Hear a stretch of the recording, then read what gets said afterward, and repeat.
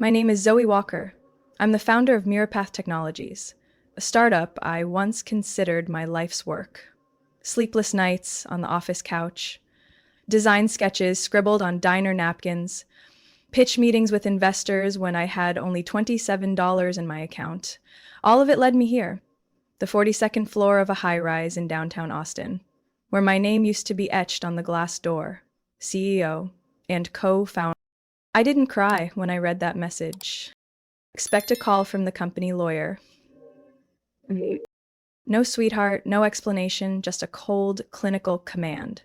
As if I were a shift worker being rotated out, not the person who laid the first brick of this company. The sender was my mother, Irene Walker, our CFO, who once told me she'd only serve as a temporary advisor after my father passed. I stared at the message, hoping it might vanish if I blinked, but it didn't. It just sat there, quiet and brutal, like a verdict. Amber's name was CC'd, of course. Amber, my younger sister, was placed on the executive board after graduating with an average MBA, never having gone through a single financial quarter of real pressure. And now, somehow, she was the COO, though I couldn't recall ever agreeing to that. I took a deep breath, resisting the urge to throw my phone out the window. That morning, the city of Austin looked like it had been draped in a thin sheet of fog, beautiful, but blurred. It mirrored how I felt, dazed, but certain I'd just been stabbed from behind. No one looked up when I stood. No one asked why I'd been sitting motionless for an hour by the window. They already knew. They always knew things before I did. And me? The one who once stood proudly at press events, launched our first product, smiled wide as I signed our first major deal. I was the last to be told that I no longer existed in the room I had built. I walked into my office, closed the door, and opened the bottom drawer. There was a yellow envelope I'd kept hidden there for over 2 months, a contract I hadn't yet signed with a private equity firm in Chicago. I'd seen it as a just-in-case option if things ever got too suffocating. I never imagined I'd actually need it. Until this morning. I didn't open it right away, just sat, placing my hands on the oak desk where so many late-night coffee cups had left rings, where even a few tears had fallen during failed fundraising rounds. I used to believe that if I just tried harder, if I proved I was good enough, my mother would see me as a true leader, not just a kid with ambition. I was wrong. I had no reason to stay in that office anymore. Everything I believed in had been rotting long before I realized. The problem wasn't that they cut me out. It was that they had planned it all while making me smile for the cameras, speak at conferences, and carry them through a financial crisis that only I had stayed late to navigate. This wasn't a misstep, it was a calculated removal. I pulled out the envelope and placed it on the desk. This time there was no hesitation. I had my answer. They didn't need me. And I no longer needed to beg for a seat in a company that bore my name but had someone else's heartbeat. When I signed the contract to sell my 51% stake, my hand didn't tremble. I used to think my mother, Ireneized, joined Mirapath simply because she didn't want me to handle everything alone after Dad passed. I was 29 then, and the company was just a name without a logo, headquartered in a rented apartment in East Austin, with secondhand computers and a whiteboard wedged between the kitchen and living room. She said, "I just want to help you rebuild the piece your father left unfinished.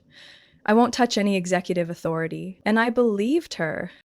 At first, Irene truly stepped back. She handled paperwork, opened doors with banks, and assisted with investor meetings that leaned heavily on finance. I was still the one mapping the direction, hiring staff, designing products, pitching on funding calls that dragged on until 9 p.m. We functioned like a slightly offbeat but working machine. But then, slowly, things started to shift. When I turned 31, Amber moved back from Denver after dropping out of her graduate program. I remember clearly the first day she walked into the office, sleek blonde hair, white blazer dress, a flawless smile. I hugged her tightly, thinking I'd found a bit of our childhood again, when we used to run barefoot in the backyard, not yet competing for Mom's attention. But that joy didn't last. Irene never asked my opinion when she brought Amber in as executive assistant. "It's just for her to learn the ropes," she said. But within 6 months, Amber started showing up in strategy meetings, replying to internal emails on my behalf, and eventually, without warning, spoke in my place at a conference in Dallas. I was the one originally invited. I confronted them. My mother looked at me with a calm, piercing gaze and said, "Don't be so sensitive. Amber's helping you. You should know how to leverage young energy." I was 31. I had founded an entire company, and I was being told to leverage youth by someone who had never once endured a payroll deadline or a 3 a.m. server crash. I started noticing my name quietly disappearing from CC's. An important report on the Asian market was sent directly to Amber, bypassing me. I wasn't invited to a board meeting, but Amber's name was introduced first. I later discovered that someone had been quietly shifting all my joint meetings to times when I was traveling, making me look consistently unavailable without reason. When I pushed back, Amber simply shrugged. "I thought you liked working independently. You always said you didn't need someone to manage your calendar." She knew every detail, every habit of mind, and she used it to push me out. I don't know when Amber gained access to the CRM system where all our key client data lived. I don't know when she started speaking directly with the product engineering team, the team I had worked closest with for years. But the moment that broke me was a Monday morning when I saw my name replaced by hers on the message from leadership section of our website. No announcement, no permission. I called my mother. She didn't pick up. 2 hours later, I received an email from the legal department. Effective immediately, Zoe Walker's system access has been suspended as part of ongoing internal restructuring. Restructuring? I was the founder. Who gave them the right to restructure anything without me? The next morning, I rushed to the office, but my access card no longer worked. And then, in the very building I spent 3 full years designing from scratch, a new security guard smiled politely and said, "I'm sorry, ma'am. We were informed that you're no longer internal staff." I stood there, facing the locked glass doors, behind which the Mirapath logo glowed bright on the wall. And I understood. They had planned this. A silent takeover. No alarms, no warnings, just the proper paperwork to legally erase me from the very company I gave life to. I could barely breathe. But when I caught my reflection in the glass, not angry, not shaken, I knew one thing. They had been playing this hand behind my back for a long time, and now I would start playing by my own rules. No notice, no compromise. This time, I didn't need anyone to see me. I would let them realize once it was already too late. I left the Mirapath building before the sun had even begun to rise. The Uber I'd called was waiting across the street, but I didn't get in right away. I stood quietly beneath a traffic light, looking back at the office facade, the place that once embodied the dream I had nurtured since I was 24. Now it was nothing more than a polished shell for a power game in which I no longer played the lead. On the ride back to my apartment in East Riverside, I reached into my bag and pulled out a neatly clipped folder. The contract to transfer 51% of my shares. 3 months earlier, sensing the temperature in the company turning cold, I had quietly initiated talks with the buyers. Crescent Oak Capital, a well-known investment firm specializing in acquiring and restructuring family-run companies that showed signs of internal decay. I didn't need the money. Mirapath was still profitable, I still received quarterly dividends, but I knew if I didn't prepare an exit plan early, the day would come when I'd be pushed off the board without even a single piece to move. And that day was today. Crescent Oak wasn't interested in the IoT devices we manufactured. They weren't impressed by the mobile app Mirapath once proudly marketed as revolutionary for home connectivity. What they wanted was the power structure behind it. The one Irene and Amber had turned into a glass cage. Transparent, glittering, but airtight to any dissenting voice. When I sent my final message to my mother, just 2 words. "I understand." I knew I wouldn't get a reply. She had never truly answered me, only handed down decisions, imposed her will, and expected my compliance, like I was still a well-behaved child. At 10 a.m., I walked into the office of Delaney Fox, Crescent Oaks legal representative, located on the sixth floor of a weathered brick building in Austin's financial district. No signage, no receptionist. Just a brass plaque that read Fox Advisory Group and a heavy oak door. Delaney, mid-40s, sharp and composed, motioned for me to sit with a glance firm enough to make anyone lower their defenses. "Are you ready, Zoe?" "More than ever," I said, and placed the folder on the glass table. We reviewed the terms. Mirapath had been valued at $58 million. I was selling 51% for $29.6 million, of which I'd receive only $10 million in cash. The rest would be held as preferred stock in the new structure. I didn't care about the numbers. What I needed was separation. I signed. Each stroke of the pen was steady, not bitter, just the calm resolve of someone who had been discounted one time too many. Once the deal was notarized, Delaney folded the folder shut and looked at me. "They're not going to see this coming." "I don't need them to think," I said. "I just need them to know I'm no longer beneath them." By 3 p.m., my phone buzzed for the first time. Amber. By the time I finished steeping my second pot of tea, the number had climbed to 14. My mother, my sister, the accounting department, and then numbers I didn't recognize. Not a single apology, just chaos. At 8 p.m., I received a text from Delaney. They just tried transferring $1.9 million from the company's contingency fund. The system blocked it. They don't know control has changed yet. I didn't laugh. I didn't feel triumphant. Just a subtle weight slipping off my shoulders. I glanced at my phone. 37 missed calls, 18 messages. None of them started with, "Zoe, can we talk?" or "I'm sorry, sis." Every one was a variation of the same panicked scream. "What is this? Why is my account locked? What the hell did you do?"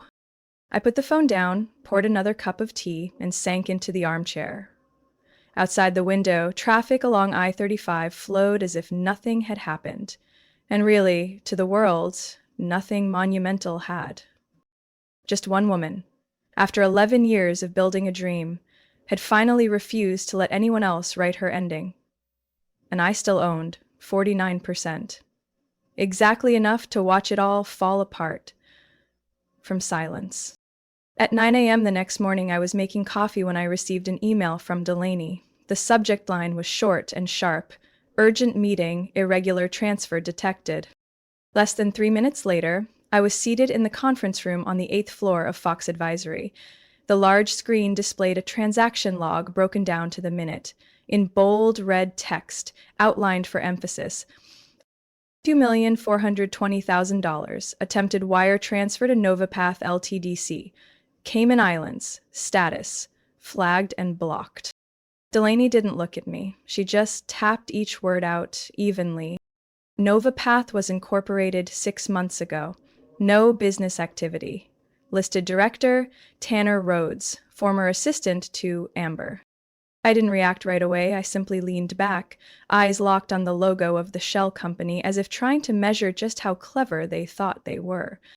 "When was the transfer attempted?" 2:16 a.m., Delaney replied, right after Mirapath received the shareholder update. "They panicked," I murmured, "and did the stupidest thing they could." She nodded. "Instinctive reaction. Drain the funds before the controls lock in." I recalled a spring cocktail party 2 years ago when Amber had half-joked to a group of startup friends, "If Zoe ever burns out, I'll just sweep the company cash and open a spa in Barbados." They all laughed. I did too. I thought she was just playing the sassy little sister role. Turns out, it was an early draft of the real plan. Delaney switched the screen to a scanned internal email. From Irene to Amber, the subject, Phase 2 strategy, URG. The body, barely a sentence. "Make sure no one in the team catches this. If needed, execute in one go." I clenched my fists. Those short lines hit not my pride, but a memory. A memory of the woman who once taught me how to open my first bank account, who used to bike me to school every summer of 6th grade, who held me when Dad passed suddenly from a stroke. Now she was the one orchestrating a financial sweep before control could be stripped from her. Delaney opened a new folder. We found two more related accounts, Blue Glen Ventures and Harbor 8 LLC, both registered by Rhodes and a mid-level finance employee.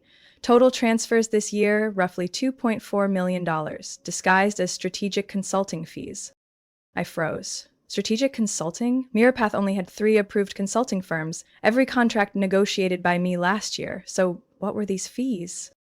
They made fabricated contracts and processed the payments themselves? Delaney nodded. And each amount was kept under $300,000 to avoid mandatory audit triggers, but once our team flagged the bank system, the transactions were frozen.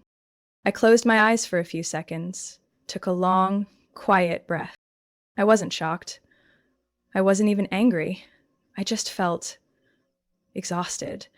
Like all these years of holding up what I believed was family had finally collapsed, brought down by the very people I let in through the front door. We'll need your written consent to proceed with filing for financial fraud, Delaney said. I'll sign, I replied, but not yet. She tilted her head. Why not? I smiled faintly. I want to see what else they'll try while they still think they've got options. Because I knew my mother. Irene Walker didn't lose easily, and when cornered, she always reverted to her favorite tactic, distorting the truth until the victim looked like the traitor. I stood, picked up the copy of the blocked transfer record. Before leaving, I turned to Delaney. If they try to push more funds through alternate accounts, can your system flag it in real time? Yes. We're running early detection protocols now. I nodded. Good. Because I bet this game's not over yet. They still think I'll fold at the first fake apology. On the way home, my phone buzzed again. Ember, 3 missed calls, followed by a text. I'm sorry if you felt hurt. Can we talk like family? I stared at it, eyes dry. No response.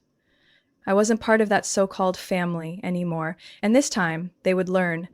Money doesn't save an empire that's already rotted at its core. 3 days after the $2.4 million transfer was blocked, I received a call from Julian, the financial investigator from Crescent Oak. His voice was steady and fast, as if slowing down might cause him to lose control of the data storm they'd just uncovered. Zoe, we need you to review some files. It looks like the plan to remove you from Mirapath started nearly 8 months ago. I wasn't surprised, but my throat still tightened. At the Fox Advisory Office, I sat in front of 3 wide monitors, watching files populate one after another, emails, payroll logs, financial statements, and most notably a series of consulting contracts signed while I had been traveling abroad. Each document bore a signature, either Irene Walker or Amber Walker. Julian opened one email titled Personnel Structure Adjustment Roadmap Confidential, sent by Irene to someone named Craig Mullen, a freelance attorney who had been quietly involved in a few minor projects for the company. The contents read, Step 1. Reduce Zoe's actual involvement in project oversight. Start in March. Step 2. Gradually revoke her system access. Avoid triggering a reaction. Step 3. Review the founding agreement.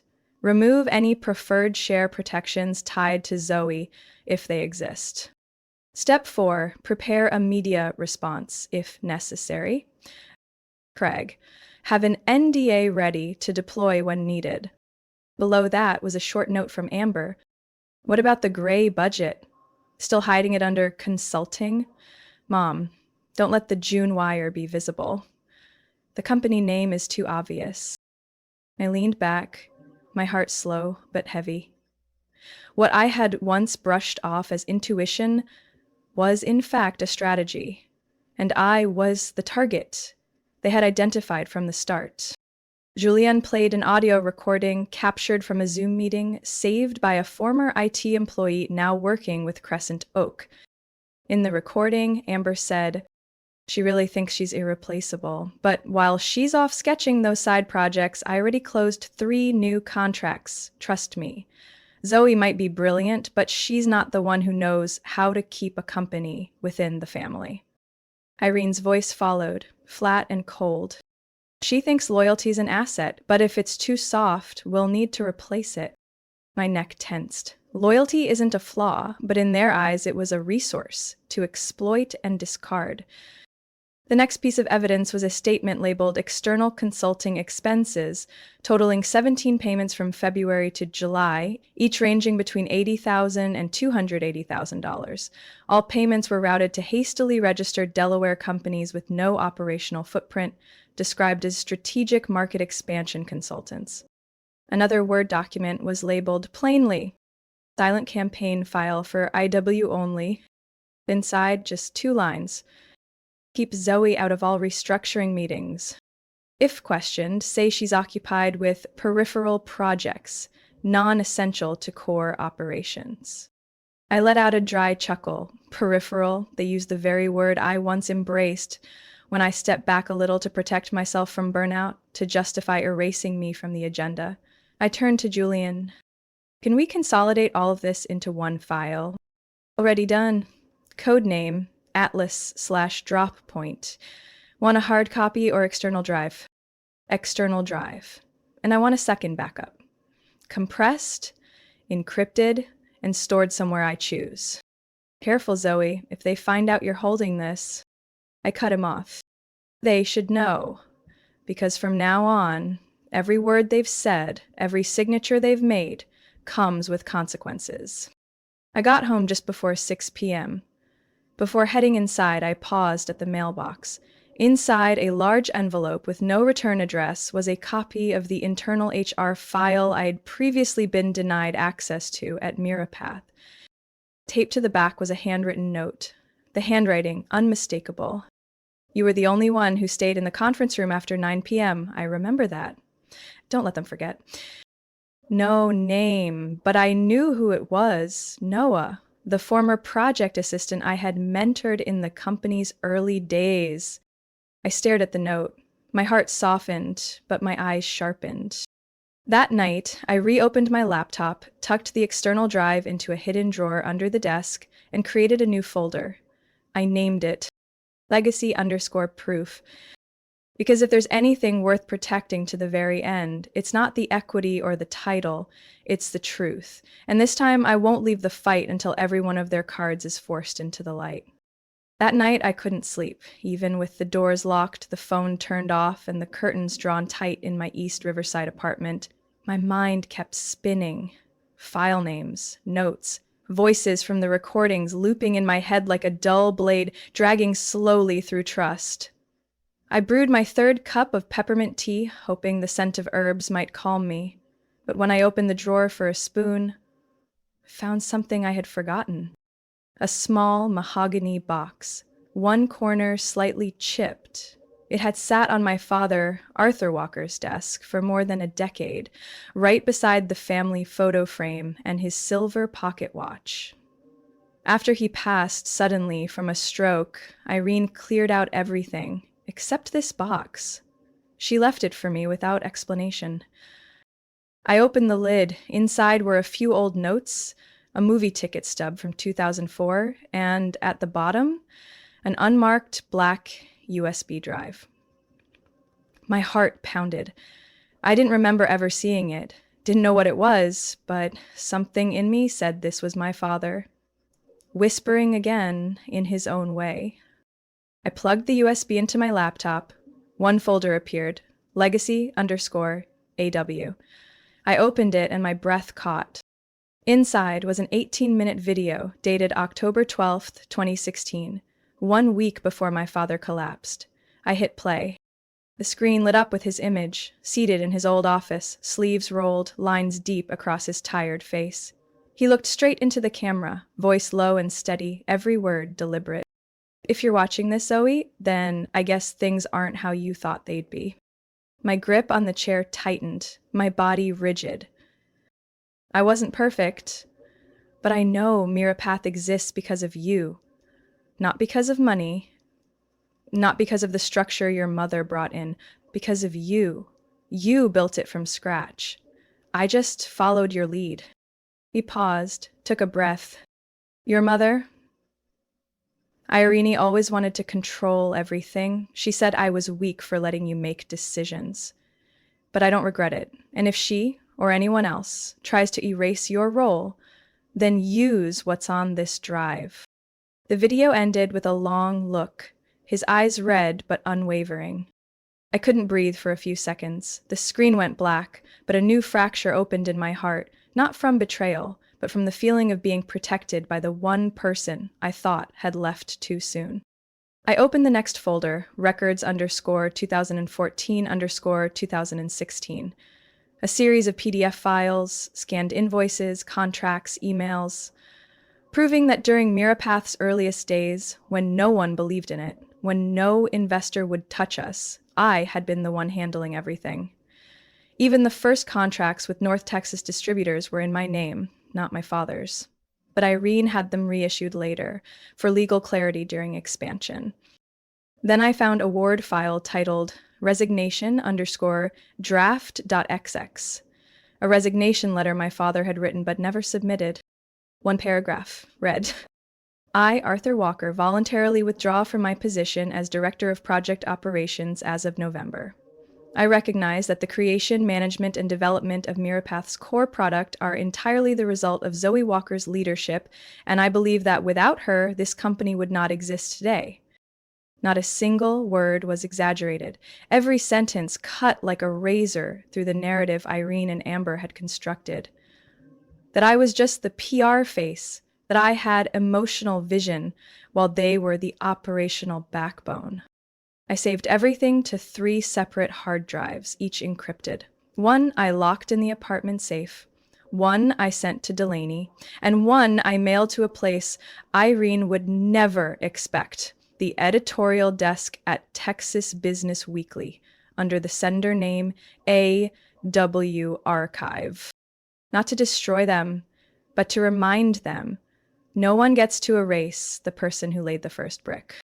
I sat back in my small kitchen, the yellow light glowing over a cup of cold tea. For the first time in months, I leaned back and closed my eyes, not to retreat but to prepare, because I knew the real war was just beginning. And this time, I wasn't alone, not when I still had my father beside me, even if only through a single video. On the morning of the final hearing, I arrived at the Travis County Courthouse in a navy blue suit and the low-heeled shoes my father once bought me. The same day he said, "You don't need to stand taller than anyone, you just need to stand steadier." Across the aisle, Irene and Amber were already seated.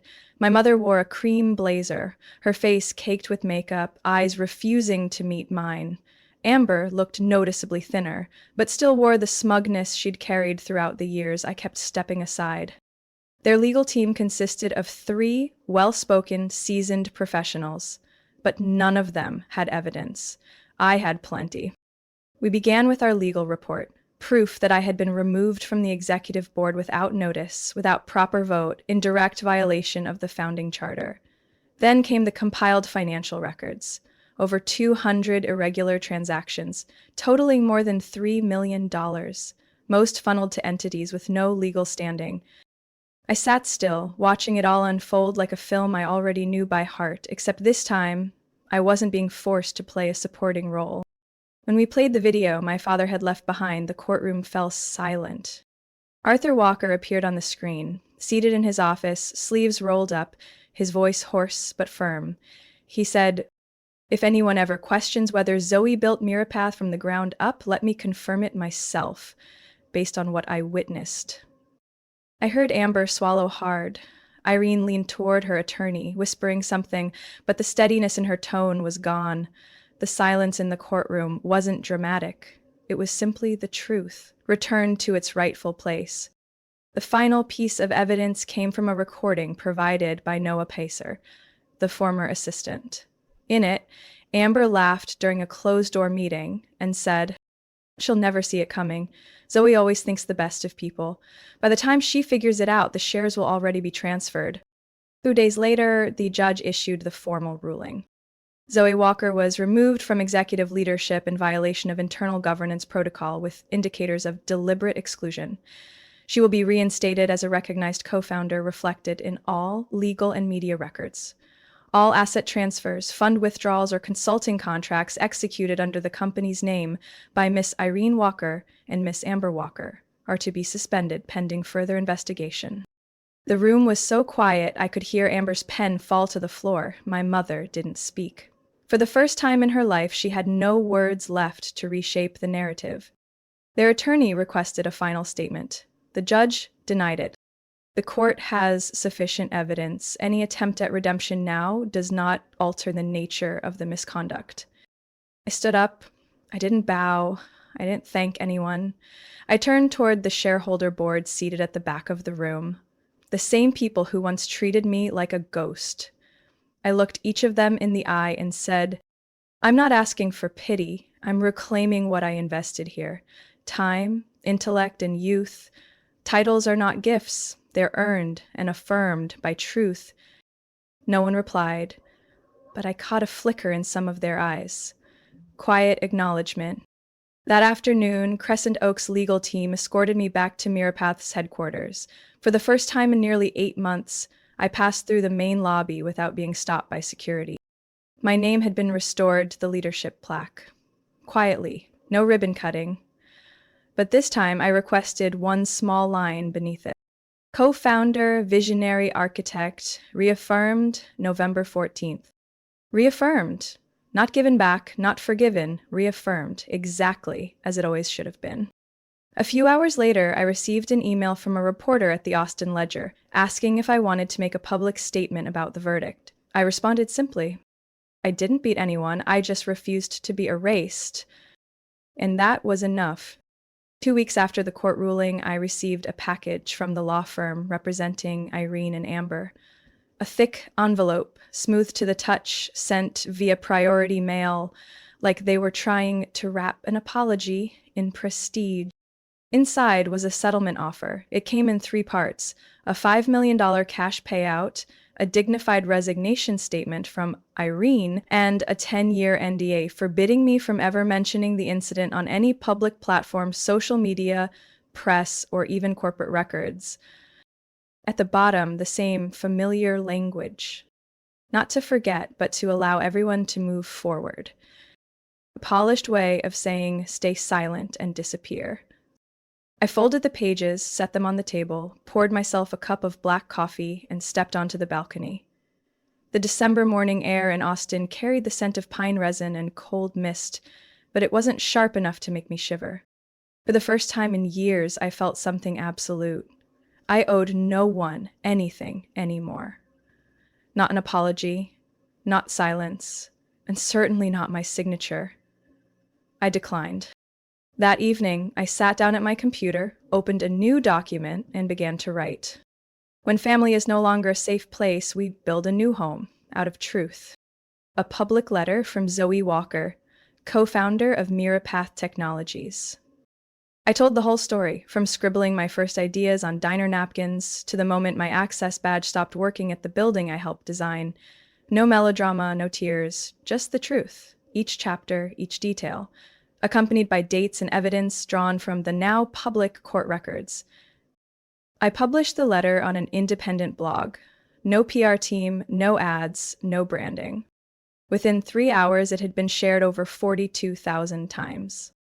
By the next morning, my inbox was flooded. Half the messages came from former Mirapath employees who had been pushed out for not aligning with the new leadership culture. The other half came from strangers, founders, students, engineers, nurses, teachers.